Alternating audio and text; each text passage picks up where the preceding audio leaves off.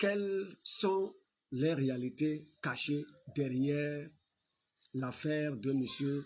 Balthazar de la Guinée équatoriale? On dit qu'on a découvert dans son ordinateur jusqu'à 400 sextapes. Je vais aller pas à pas pour que tu puisses comprendre que ce monde dans lequel nous sommes est gouverné par deux forces.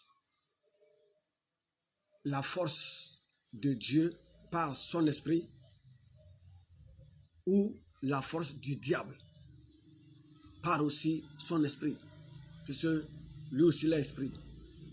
Dieu a les anges, Satan a les démons. Maintenant, on a découvert 400 sextapes. Nous allons d'abord partir de la définition du dictionnaire pour voir qu'est-ce que c'est qu'une sextape. Mais à travers cela, tu comprendras. Qu'est-ce que c'est qu'une sextape? Une sextape, c'est une vidéo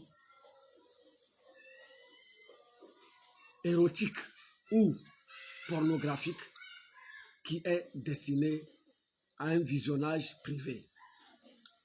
Ça veut dire que une sextape n'est pas différente de la pornographie. Ok, maintenant la question qu'il faut se poser, est-ce qu'un homme normal peut se permettre de le faire? Un homme normal peut se permettre de faire de telles pratiques? Je dis non. Avant qu'une personne ne se mette à faire de telles pratiques, il faut d'abord que la personne soit victime. Victime de quoi? Victime d'une extase. Vous allez me demander qu'est-ce que c'est qu'une extase? Une extase, c'est le ravissement d'un esprit qui, par une contemplation intense, transporte l'homme hors de la vie de ses sens. Qu'est-ce que c'est que le ravissement? Je vais vous donner deux définitions à ça. D'abord, pour la première définition, le ravissement, c'est l'état d'une âme qui est hors de contrôle. La deuxième définition, la deuxième définition du ravissement, c'est le fait qu'un homme soit privé de ses facultés conscientes, de ses capacités conscientes. Il est privé de cela.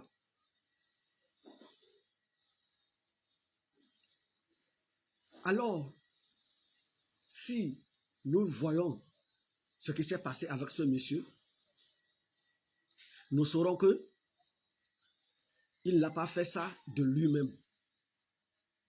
Il a été manipulé par une puissance. Il a été manipulé par une force. En un mot, il est possédé. Il est possédé et c'est le démon qui est en lui. Il n'est plus en lui-même, ça veut dire que c'est le démon qui a pris contrôle de sa vie. Et on ne le comprend plus. Ça veut dire qu'il fait des choses, ce n'est pas lui seul.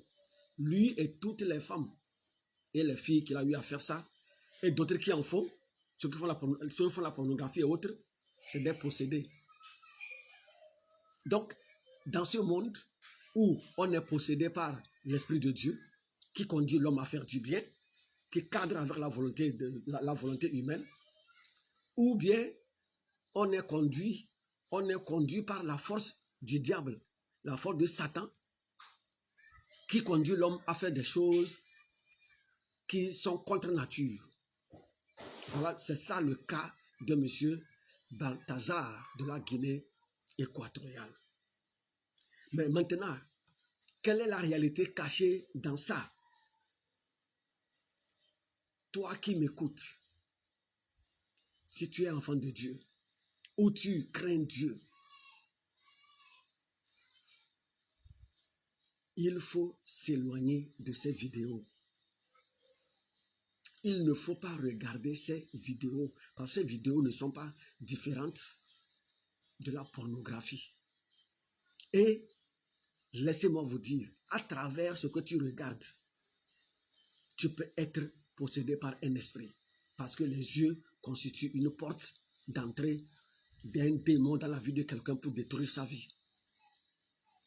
C'est pourquoi, si nous lisons la parole de Dieu dans 2 Corinthiens 3, verset 18, la Bible dit que nous qui contemplons dans un miroir la gloire de Dieu, nous sommes transformés en la même image, de gloire en gloire.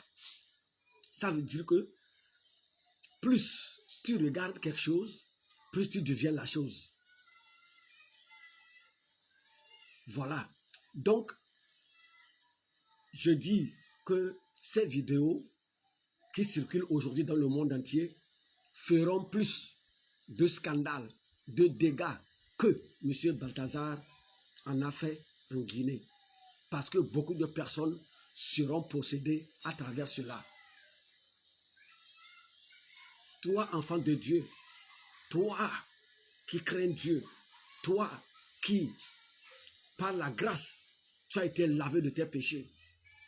Le Seigneur Jésus a payé le prix. Il nous a rachetés à un grand prix. Ne nous laissons pas tomber dans les pièges de l'ennemi. Fuyons ces vidéos et ne les partageons même pas. Satan veut passer par ça pour posséder beaucoup de personnes. Satan veut passer par ça pour causer beaucoup de dégâts. Et ce que je suis en train de dire, il y a plusieurs personnes déjà qui ont été contaminées par ça, parce qu'ils ont regardé seulement cette vidéo. Si les hommes sont conscients, ils peuvent témoigner de cela. Alors toi, enfant de Dieu, méfie-toi de regarder cette vidéo, de partager. Ne garde pas ça dans ton portable. Il faut effacer cela si tu avais enregistré. Que le Seigneur vous bénisse.